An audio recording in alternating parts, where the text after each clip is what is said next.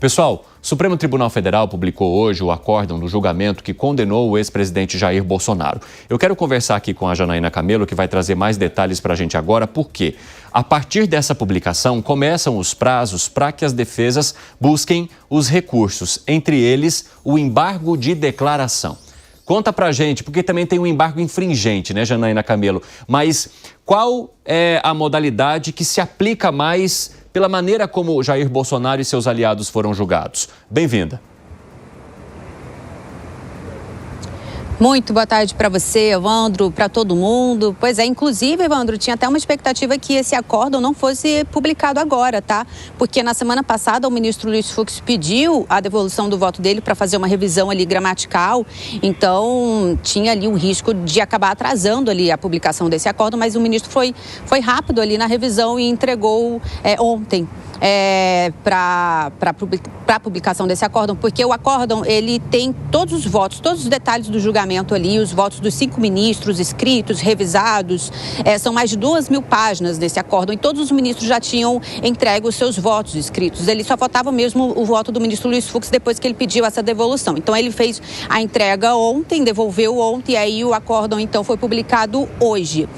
E aí se abre o prazo, depois, o prazo de 5 dias, se abre agora o prazo de 5 dias para os recursos, que são os embargos de declaração, como você disse, começa a contar um dia depois da publicação do acórdão. Então começa a contar a partir de amanhã, quinta-feira, são 5 dias corridos, então termina na segunda-feira. Então a defesa dos 8 condenados tem de amanhã até segunda-feira para apresentar o recurso. Que qual é esse primeiro, até agora, até o momento, né? O embargo de declaração, que ele serve exatamente para esclarecer pontos omissos, pontos obscuros no julgamento. Ele não tem o objetivo de mudar o resultado do julgamento, mudar a sentença, mudar a condenação. Se os ministros verem que o recurso que foi apresentado tem apenas o objetivo de protelar ali o processo e não de esclarecer algum sentido, algum ponto obscuro, então os ministros rejeitam esse recurso. Como ele é analisado, né? Primeiro o relator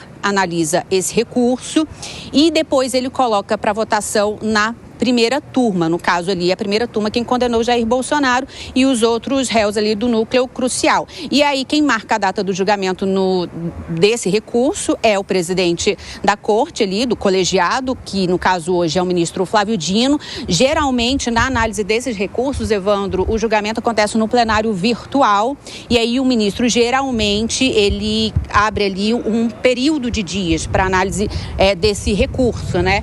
Ele pode até colocar ali um prazo mais rápido, de um dia, de 24 horas, por exemplo, mas isso acontece muito em casos ali mais urgentes, a pedido do relator, por exemplo. Então, a expectativa é que seja analisado no plenário virtual e num período de dias. E outra questão também, não há um limite para a apresentação de embargos de declaração, até onde as defesas entenderem que precisam esclarecer alguns pontos dos julgamentos, elas vão apresentar os recursos de embargos de declaração, até um ponto ali que os ministros talvez entendam que não, que as defesas estão apenas querendo protelar ali o processo, então vamos rejeitar, enfim. E o segundo recurso que pode ser apresentado, segundo algumas defesas de alguns condenados, o Evandro já dizem ali, afirmam que vão apresentar sim o embargos infringentes. Aí sim, os embargos infringentes têm o objetivo de mudar ali o resultado do julgamento, né? Mas ele só pode ser apresentado quando há divergências, ao menos 2 divergências em um ponto específico ali do julgamento. Alguns condenados, como por exemplo Augusto Heleno, Paulo Sérgio Nogueira, os advogados deles dizem que no caso deles eles têm direito sim, porque houve ali sim uma divergência, não só uma divergência, mas mais de uma divergência com relação à sentença desses condenados. Então eles vão, por exemplo, apresentar os embargos infringentes. Resta saber se as outras defesas dos outros condenados também vão apresentar esses embargos infringentes. Aí, neste caso, esse recurso é analisado não na primeira turma, mas no plenário dos 11 ministros.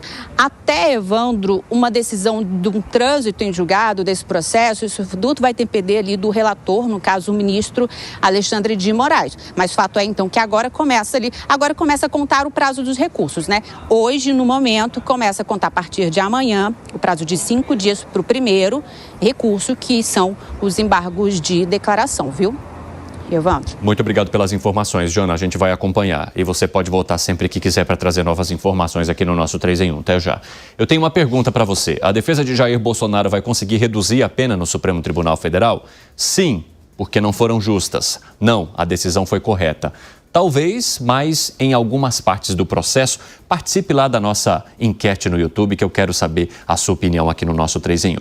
O Alangani, quando esse julgamento começou, havia a expectativa então de se ter a execução de penas em dezembro ainda deste ano para não interferir possivelmente no processo eleitoral e em tudo que esse julgamento vai significar no ano que vem. E os movimentos acontecem já agora em 2025, mas se intensificarão em 2026. Você entende que com essa publicação hoje, com um prazo de 5 dias agora, tudo indica que a gente vai entender o que de fato será a punição de Jair Bolsonaro, de quanto tempo, o que o ministro vai definir ou não até dezembro agora deste ano? Eu acredito que sim, por mais que a gente esteja no final do ano, querem logo definir essa questão, até porque isso traz impactos nas eleições. Agora, Evandro, a estratégia da defesa provavelmente vai ser algo para reduzir as penas e também deixar uma brecha para que futuramente, num novo governo, a gente sabe que na política aqui no Brasil, os ventos mudam, a gente viu isso com o julgamento do próprio Lula, deixa uma brecha para que esse processo seja anulado futuramente. Ô Zé Maria Trindade, a gente contou aqui no nosso 3 em 1, quando esse julgamento estava rolando e a partir da maneira como os ministros se manifestaram, que os advogados já estavam pensando em adotar essa estratégia de pelo menos conseguir reduzir as penas de seus clientes, principalmente no caso de Jair Bolsonaro, que recebeu a maior pena ali entre todos do núcleo 1 da trama golpista julgada no Supremo Tribunal Federal. Porque como a maioria acabou votando de maneira muito parecida, apenas com algumas divergências, só Luiz Fux que realmente o absolveu, os advogados então começam a tratar daquilo que é mais possível. E você entende então que a dosimetria seja algo que as defesas consigam alcançar nesse momento em que os embargos podem ser aplicados? Eu acho tudo muito difícil, né? Naquele momento a gente imaginava lá a possibilidade de pelo menos 4 crimes, 4 condenações se transformarem em 2, né? Que é o caso de deterioração de patrimônio público e patrimônio tombado, que se fundisse numa só, e tentativa de golpe e abolição violenta do Estado Democrático de Direito também seria uma só. Eram as possibilidades, né? E era a defesa do ministro Luiz Fux, que se sentiu ali muito incomodado e inclusive com, vamos dizer assim, constrangimentos ali na primeira turma, e ele pediu para ir para a segunda turma.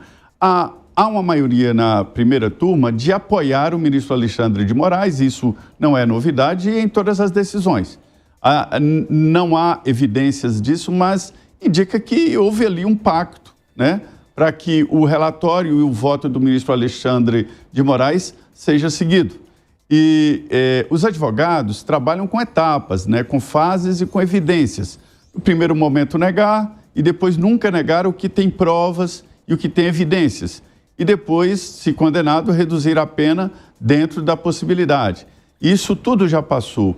Agora, o que os advogados dispõem é de uma tentativa de dar tempo ao tempo, ou seja, fazer essas apelações que o advogado tem o direito de fazer e o dever. A OAB exige, inclusive, que o advogado vá até a última instância, né, dentro, evidentemente, ali do réu, do contrato com o réu. Então, eles irão até as últimas possibilidades e eu já acho que é uma luta contra o tempo, ou seja, uma questão de tempo para o transitado em julgado.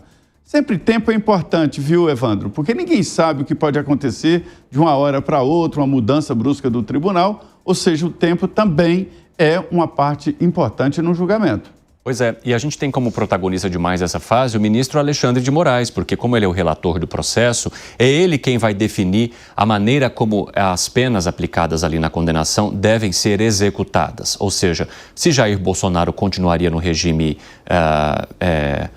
domiciliar, se ele iria para um regime fechado, se cumpriria de maneira semiaberta. Num primeiro momento, é condenação com início em regime fechado, mas as defesas também tentam manter Jair Bolsonaro num regime domiciliar que ele já cumpre por causa das questões relacionadas à saúde. Fala, Bruno Musa.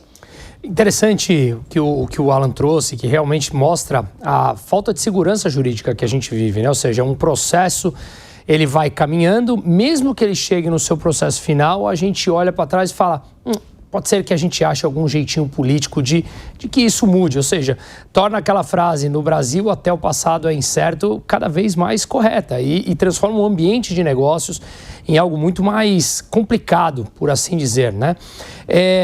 Na questão que você fez, a pergunta para o nosso público, Evandro, talvez careceria uma terceira opção, né? Você falou, sim, as penas foram injustas, ou não conseguirão diminuir as penas. Talvez seja, não conseguirá diminuir as penas, mas as penas foram injustas. Talvez seria uma terceira opção que, na minha opinião, seria mais crível, né?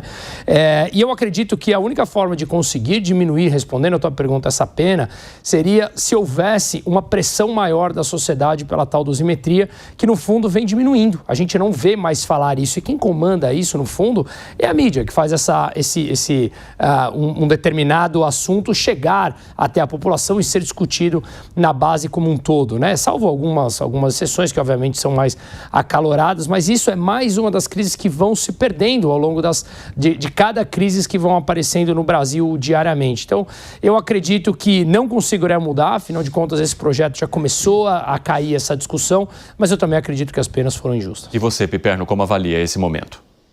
Não, eu acho que os advogados têm uma margem muito restrita para tentar qualquer modificação. Por exemplo, no caso dos embargos de declaração, eu imagino que uma das questões que sejam levantadas aí pela defesa do presidente Bolsonaro é se ele poderia ter algum tipo de progressão de pena a partir de um sexto ou um quarto do cumprimento dessa sentença. Por quê? Porque, geralmente, aqui no Brasil, esse tipo de benefício é concedido a partir do cumprimento de um sexto, mas no caso, por exemplo, de crimes como golpe de Estado, esse benefício ele não seria, digamos, tão generoso. Então, ele seria mais rigoroso. E, nesse caso, obrigaria, então, o condenado a cumprir um quarto da sua pena. Então, eu acho que cabe esse tipo de dúvida. Quanto à tentativa de reverter, por exemplo, o tamanho da pena, aí eu acho que é jogo jogado.